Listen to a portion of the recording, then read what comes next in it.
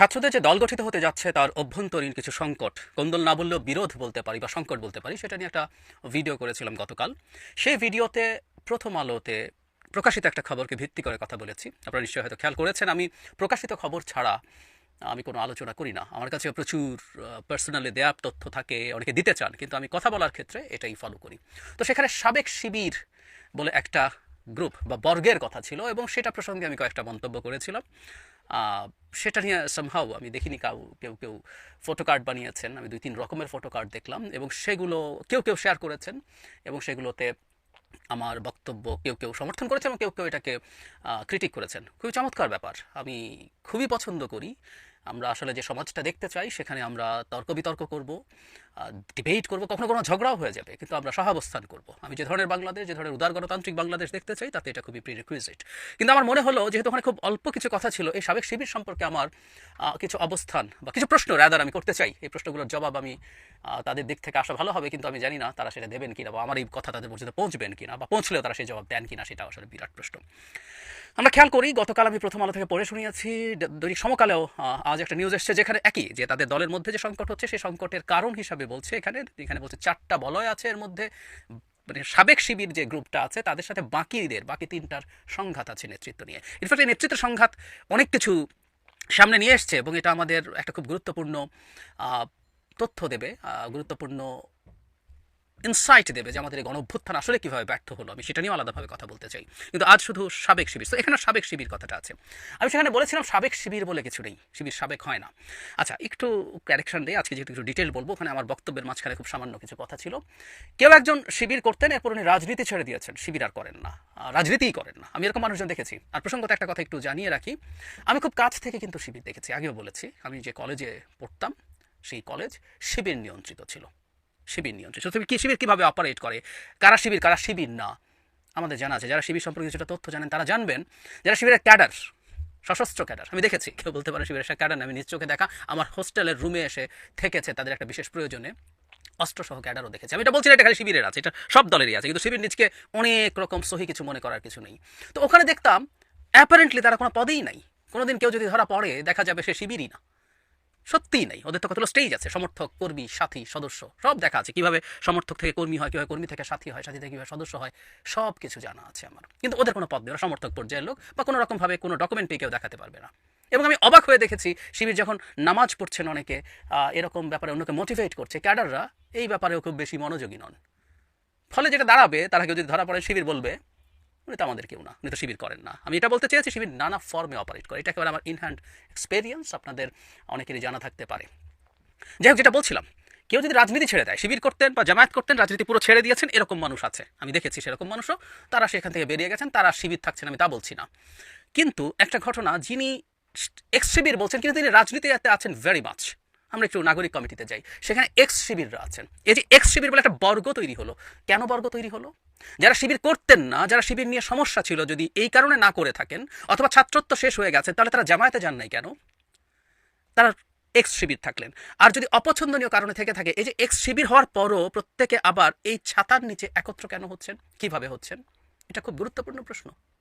তাহলে তাদের কোনো একটা না কোনো আইডিওলজিক্যাল অবস্থান আছে, সেটা কি, সেটা কেমন, কেন তারা, কিসের ভিত্তিতে তারা একত্র হয়েছেন? কোনো একদিন যদি তাদের ভুল মনে হয়ে থাকে শিবির করা, সেই ভুল করেছি আমরা একসাথে, তাই আমরা এখনও একসাথে আছি, নাকি আমরা শিবির করতাম, এখন আমরা অন্য কোনোভাবে অপারেট করতে চাই? সেটাই ছিল আমার প্রশ্ন আসলে। সো যেসব শিবির এক্স বলছেন কিন্তু রাজনীতিতে আছেন এবং অত্যন্ত ইন্টিগ্রেটেড আছেন, একটা সাবগ্রুপ তৈরি করছেন একটা মানে দলের মধ্যে, সেটাকে ঠিক এক্স শিবির হালকাভাবে ছেড়ে দেওয়া উচিত বলে আমি মনে করি না। জামায়াত এভাবে অপারেট করে, আমরা আশপাশের অনেক মানুষকে দেখেছি, আমার দেখা আছে, ব্যক্তিগতভাবে বলছি। কেউ কেউ ফাইন্যান্স করেন শুধু, এবং এটা বিএনপি আওয়ামী লীগকে ফাইন্যান্স করার মতো না। বিএনপি আওয়ামী লীগকে অনেক সময় দেখা যায় ব্যবসায়ীরা ফাইন্যান্স করেন, এখানে ব্যবসায়িক সুবিধা নেবেন, কিন্তু আইডিওলজিক্যাল পয়েন্ট অফ ভিউ থেকে জামায়াত শিবিরকে ফাইন্যান্স করা মানুষজন আমি দেখেছি, আমার খুব কাছের মানুষও ছিলেন।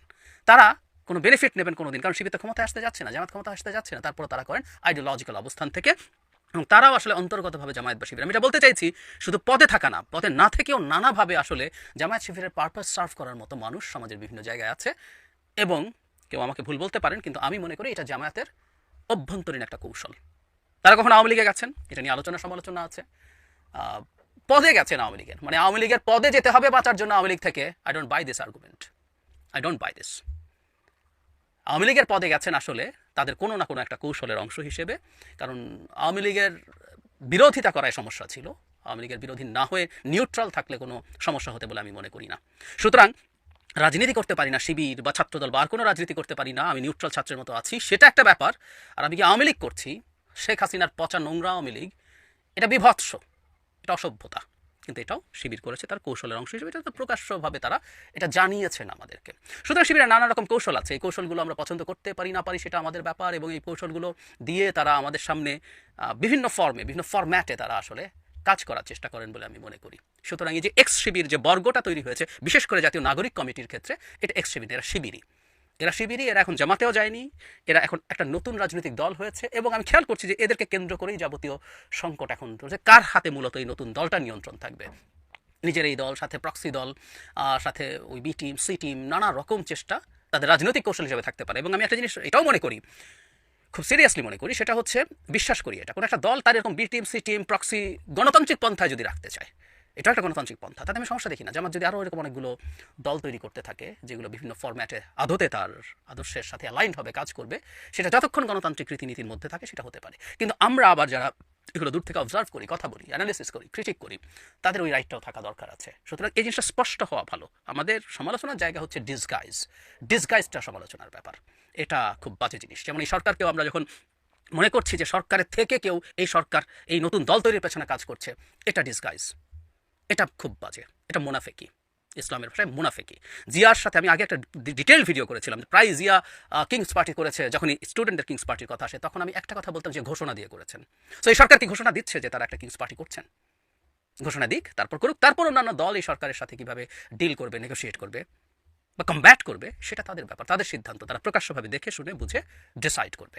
ঠিক একইভাবে শিবির, এক্স শিবির, তারা যদি তাদের এই জায়গাটা ক্লিয়ার করে কথা বলতে তাহলে ভালো হতো। কিন্তু তাদের কর্মসূচি, কর্মকাণ্ড দেখে আমরা বুঝতে পারি আদতে কী হতে যাচ্ছে।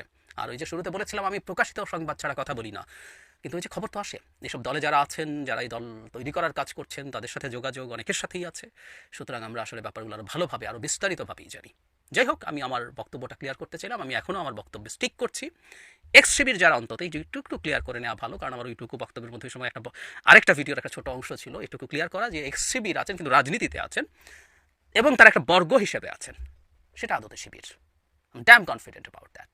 এবং স্টুডেন্টদের যে রাজনৈতিক দল, তাতেও তাদের প্রভাব রেখে জামায়াত চেষ্টা করছে তারা যাতে, যারা যেহেতু বারবার সেন্ট্রিস্ট কথা বলছেন, সেন্ট্রিস্ট হচ্ছেন, সেন্ট্রিস্ট দল করবেন বলছেন, সেটা না করে তাদের অ্যাটলিস্ট সেন্টার রাইট একটা জায়গায় তাদেরকে রাখার চেষ্টা করবেন, এবং চেষ্টা করবেন তাদের সাথে যাতে ভবিষ্যতে যে রাজনৈতিক অ্যালায়েন্স বা ভোটের অ্যালায়েন্স হতে যাচ্ছে, তাতেও এই নতুন দল যাতে থাকে, সেটাই তাদের প্রধান লক্ষ্য বলে আমি বিশ্বাস করি। এটা তাদের রাজনৈতিক কৌশল, এটাও আমরা যাতে বুঝে শুনে দেখতে পারি। আর আমার নিজস্ব, আমি অনেকে বলেন আমি খুব নিউট্রাল, না, আমি খুব নিউট্রাল মানুষ না আসলে। আমি অনেকবার বলেছি, আমি আবার ওইটুকু বলে শেষ করি, আমার একটা জায়গা আছে, কোনো পরিচয়বাদী রাজনীতি আমি এন্ডোর্স করি না, কোনো না। দেখিয়েছিও, বাঙালি পরিচয়বাদের বিরুদ্ধে আমি কথা বলেছি, লিখেছি, প্রথমত ডিটেইলড, বিস্তারিত দীর্ঘ কলাম লিখেছি। সো সেই পয়েন্টে আসলে জামায়াত ইসলামী হোক, ইসলামী আন্দোলন হোক, এনি আদার ইসলামী পলিটিক্স হোক, আমার নীতিগত অবস্থান তার বিরুদ্ধে আছে। So it's my take doesn't necessarily mean always এটা অ্যানালিসিস। টেকের আরেকটা মানে অপিনিয়নও। সো আমার অ্যানালিসিস, অপিনিয়ন, আমার এখানে সব কিছুই থাকবে।